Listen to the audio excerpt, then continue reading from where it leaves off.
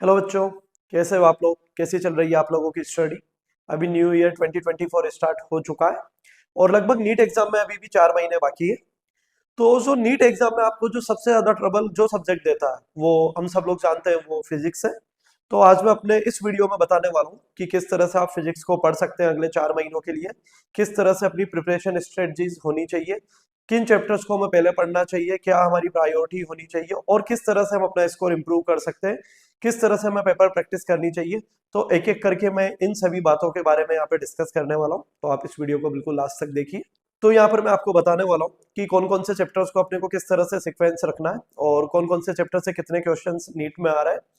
तो हम सबसे पहले बात करें बेसिक मैथ्स वेक्टर की। बेटा बेसिक मैथ्स वेक्टर से नीट में क्वेश्चन आए या ना आए, ये हमारे लिए बहुत इंपॉर्टेंट है, क्योंकि बिना इन दो चैप्टर के हम पूरी फिजिक्स नहीं पढ़ सकते, क्योंकि इनके बिना हम फिजिक्स में कुछ सॉल्व नहीं कर पाएंगे। तो ये दोनों चैप्टर तो बहुत जरूरी है। अगर हम इसके बाद बात करें मैकेनिक्स की, तो मैकेनिक्स पूरी रिलेटेबल है, एक के बाद एक अपने को जो चैप्टर्स पढ़ने हैं सब साथ में सीक्वेंस में पढ़ना है। इनको हम एक एक चैप्टर कहीं से भी बीच में उठा के नहीं पढ़ सकते। सेम प्रोसेस इलेक्ट्रोमैग्नेटिज्म में भी अप्लाई होगा। इलेक्ट्रोमैग्नेटिज्म भी इसी तरह से चलता है, अपने को पूरे जो चैप्टर्स है सब एक के बाद एक साथ पढ़ना है। अगर हम इसके बाद देखें मॉडर्न फिजिक्स, सेमीकंडक्टर, ये हम एक अलग पार्ट प्रिपेयर कर सकते हैं। इसी तरह से ऑप्टिक्स एक अलग पार्ट हो जाएगा। एसएचएम वेव और थर्मल भी एक अलग पार्ट हो जाता है। तो इन चैप्टर्स को हम एक एक पार्ट को भी अलग तरह से तैयार कर सकते हैं, लेकिन मैकेनिक्स और इलेक्ट्रोमैग्नेटिज्म पूरा एक तरह से सीक्वेंस में जाएगा। अब अगर हम यहाँ पर बात करें कि किस चैप्टर से कितने क्वेश्चंस आ रहे हैं और किस तरह के चैप्टर है, तो सबसे पहले मैं आपको बताना चाहूंगा मॉडर्न फिजिक्स और सेमीकंडक्टर। मॉडर्न फिजिक्स से लास्ट 3 ईयर में हर साल 5 क्वेश्चंस आए। अगर हम इसी तरह से सेमीकंडक्टर की बात करें, तो सेमीकंडक्टर से भी हर साल नीट में 3 क्वेश्चन आ रहे हैं। तो ये दोनों चैप्टर कहीं ना कहीं इजी भी होते हैं और इनसे नंबर ऑफ क्वेश्चंस भी काफी पूछे जा रहे हैं। लगभग 8 क्वेश्चन का मतलब आप देख सकते हो 32 मार्क्स ये दो चैप्टर कवर करेंगे और ये काफी ज्यादा इजी भी है। अगर हम इसी तरह से देखें तो रे ऑप्टिक्स और वेव ऑप्टिक्स, ये दो चैप्टर भी इजी है। लास्ट 3 ईयर में लगभग रे ऑप्टिक्स से 3 क्वेश्चन और वेव ऑप्टिक्स से 1 क्वेश्चन पूछा गया है। तो ये दो चैप्टर भी काफी इजी है और ये बिल्कुल सेपरेट है, तो आप इनको भी आराम से प्रिपेयर कर सकते हो। अगर हम इसके बाद बात करें इलेक्ट्रोमैग्नेटिज्म की, तो ये भी अपने को पूरा एक तरह से सीक्वेंस में पढ़ना है। तो इसमें अगर हम बात करें इलेक्ट्रोस्टैट से, तो लगभग पिछले 3 साल में इससे 3 से 4 क्वेश्चन पूछे गए।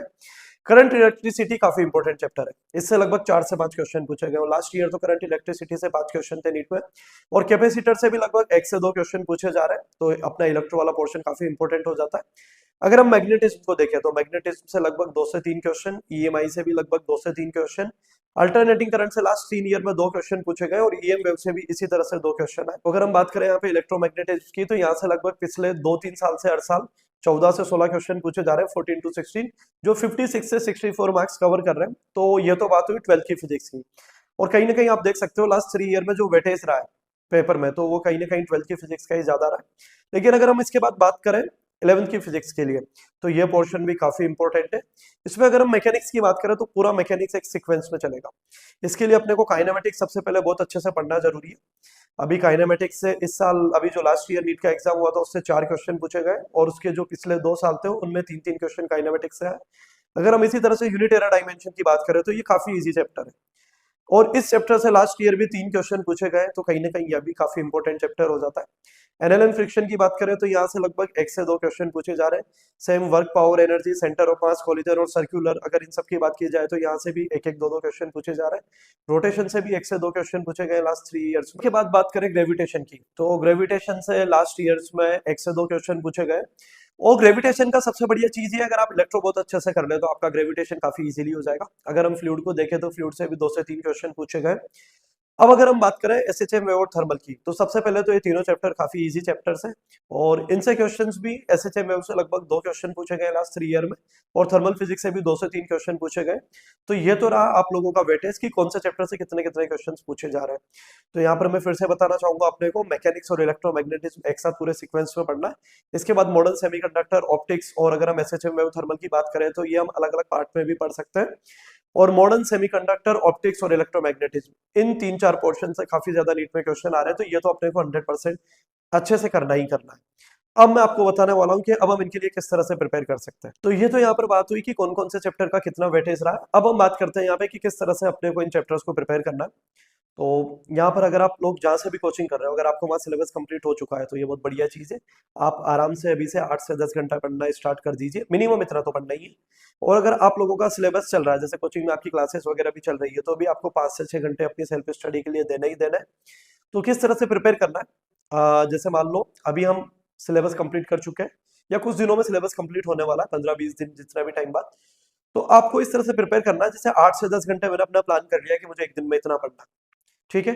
तो इस 8 से 10 घंटे को मुझे डिवाइड करना है कि इसमें मैं 4 से 5 अलग अलग चैप्टर्स पढ़ूंगा। किस तरह से, जैसे हो सकता है मान लो मैं 1.5 घंटे भी पढ़ता हूँ, 90-90 मिनट्स भी, तो 90 मिनट के मैं 6 पोर्शन कंप्लीट कर लूंगा, ठीक है। ये मेरा 9 to 10 आवर हो जाएगा लगभग। तो 2 सब्जेक्ट इसमें, 2 चैप्टर में फिजिक्स के पढ़ूंगा, 2 चैप्टर केमिस्ट्री के, 2 चैप्टर बायो के। जैसे फॉर एग्जांपल मैंने फिजिक्स में काइनेमेटिक्स और इलेक्ट्रो स्टार्ट कर दिया, तो आज मैंने 1.5 घंटे काइनेमेटिक्स पढ़ा, जिसमें मैंने जो भी टॉपिक पढ़ा, कुछ भी हो सकता है वो, जैसे मान लो डिस्टेंस डिस्प्लेसमेंट पढ़ लिया, तो वो कल के 1.5 घंटे में मैं पढ़ूंगा स्पीड वेलोसिटी, उसके नेक्स्ट 1.5 घंटे में पढ़ूंगा मैं एक्सीलरेशन, इक्वेशन ऑफ मोशन। तो इससे होगा क्या, 7-8 दिन में मेरा काइनेमेटिक्स चैप्टर कंप्लीट हो जाएगा। इसी तरह से 1.5 घंटे अगर मैं इलेक्ट्रो पढ़ूंगा तो 7-8 दिन में मेरा इलेक्ट्रो चैप्टर कंप्लीट हो जाएगा। अगर हम इसी तरह से पढ़ते जाएंगे तो 7-8 दिन में हमारे कम से कम आप ये मान के चलो 5-6 चैप्टर्स कंप्लीट हो जाएंगे, 2 फिजिक्स में, 2 केमिस्ट्री में और 2 बायो में।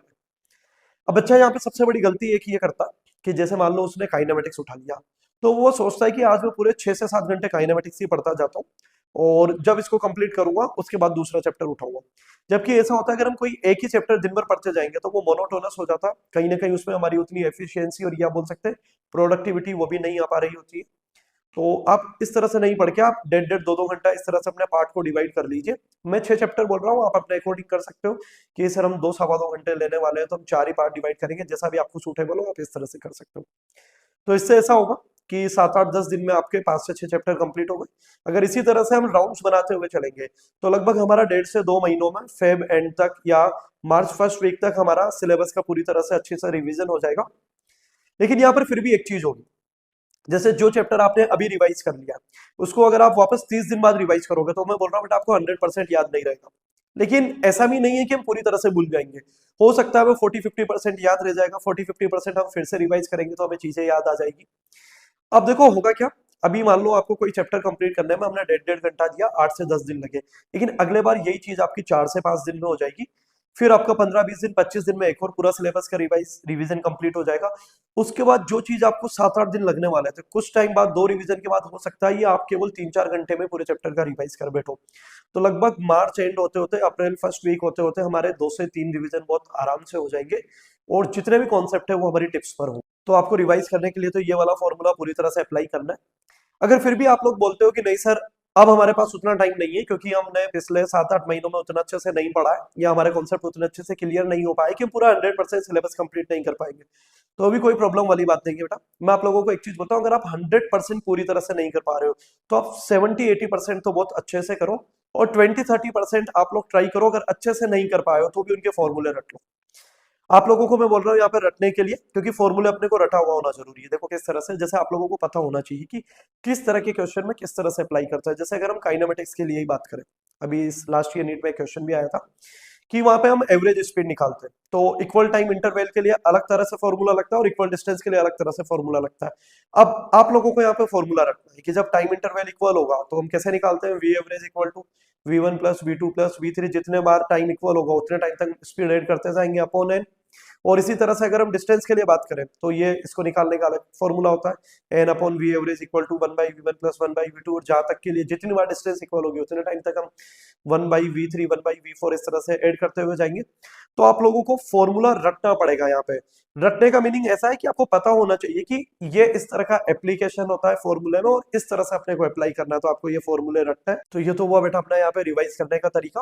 अब अपने को क्वेश्चन प्रैक्टिस भी बहुत अच्छे से करनी है, तो डेली आप लोगों को क्वेश्चन प्रैक्टिस भी करनी है। जैसे मैंने आप लोगों को बोला हमने कोई 4-5 चैप्टर डेली बेसिस पे पढ़ रहे हैं, जैसे आज मैंने इलेक्ट्रो पढ़ा, इलेक्ट्रो के मैंने 2 टॉपिक पढ़े, तो आप मॉड्यूल के उन 2 टॉपिक्स के जो भी 30-40 क्वेश्चन होंगे उनको भी साथ के साथ सोल्व करते हुए चलो।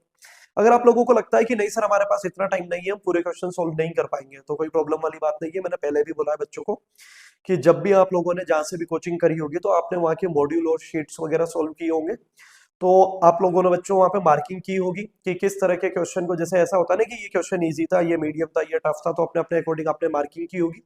तो जो क्वेश्चन बहुत इजी रहे वो आप अभी ट्राई मत करो, अगर आपको टाइम नहीं मिल रहा है तो जो अच्छे क्वेश्चन जो आपको फर्स्ट सेकंड टाइम में नहीं बन पाए थे आप उनको ट्राई कर सकते हो, आप उनको सोल्व करो। इसके अलावा आप क्या करो कि जैसे मान लो जब भी आपका माइनर एग्जाम हुआ होगा किसी भी चैप्टर का, तो आपके जो माइनर पेपर्स हो गए आप उन माइनर पेपर्स को भी साथ के साथ सोल्व करते हुए चलो। उससे ये होगा कि जो मिस्टेक्स आपने पहले करी थी, माइनर पेपर दिया था, जो क्वेश्चन आपके नहीं बने थे, अभी हम उन क्वेश्चन को कंप्लीट कर लेंगे तो हमारा क्या होगा, यहाँ पे सिलेबस एक तरह से कंप्लीट हो जाएगा और जो मिस्टेक्स हमने पहले करी थी वो मिस्टेक्स हमारी रेक्टिफाई हो जाएगी और हमारा स्कोर कहीं ना कहीं इंप्रूव होने लगेगा। इसके अलावा बच्चा एक और चीज में कंफ्यूज रहता है कि सर हमें एनसीईआरटी पढ़नी चाहिए या नहीं। देखो मैं आपको एक चीज बोलता हूँ बेटा, जो फिजिक्स की एनसीईआरटी है वो सेम एनसीईआरटी जेई वाले स्टूडेंट्स के लिए भी और वो सेम एनसीईआरटी नीट वाले स्टूडेंट्स के लिए भी है। और कहीं ना कहीं फिजिक्स में उतने डीप कॉन्सेप्ट नीट में नहीं पूछे जाते हैं जितने जेई में पूछे जाते हैं। तो अगर आप पूरा एनसीईआरटी नहीं भी पढ़ पा रहे हो तो आप एक काम कीजिए, हर चैप्टर्स के कंप्लीट होने के बाद वहां पे लास्ट में पॉइंट्स टू पॉन्डर होता है, वो पॉइंट्स होते हैं, तो आप उन पॉइंट्स को अच्छे से पढ़ लीजिए। क्योंकि आप एक बार जब उन पॉइंट्स को पढ़ोगे और अगर आपको वो समझ आते हैं तो ठीक है, अगर नहीं भी समझ आते तो आप अपने टीचर से पूछिए, अपने फ्रेंड्स के साथ आपस में डिस्कस कीजिए।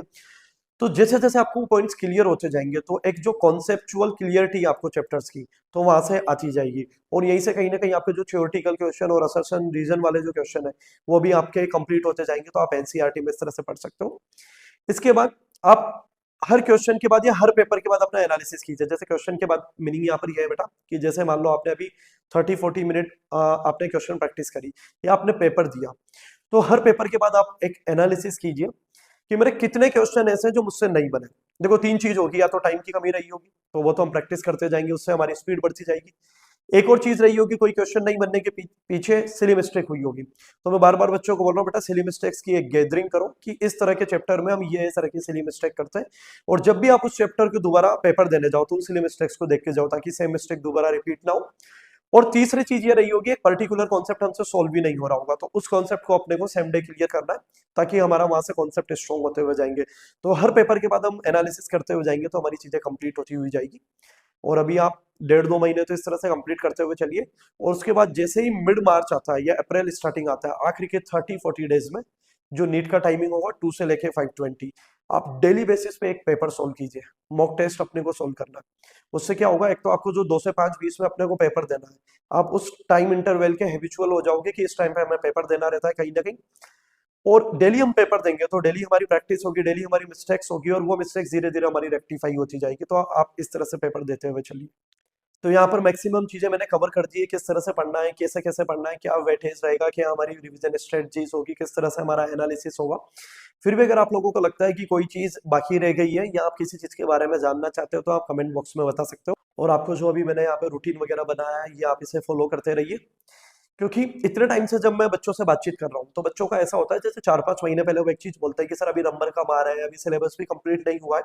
मैं उन बच्चों को हमेशा एक चीज बोलता रहता हूँ कि बेटा बस आप कंटिन्यू करते रहो, क्योंकि अगर हम कंटिन्यू करते रहेंगे ना तो हमारी चीजें कंप्लीट होती जाएगी। क्योंकि नीट मुझे लगता है इस तरह की रेस है कि इसमें कई बार हमको लग रहा होता है कि हम डेली प्रैक्टिस कर रहे हैं, डेली सब कुछ अच्छा कर रहे हैं, फिर भी हम बाकी लोगों से आगे क्यों नहीं निकल पा रहे।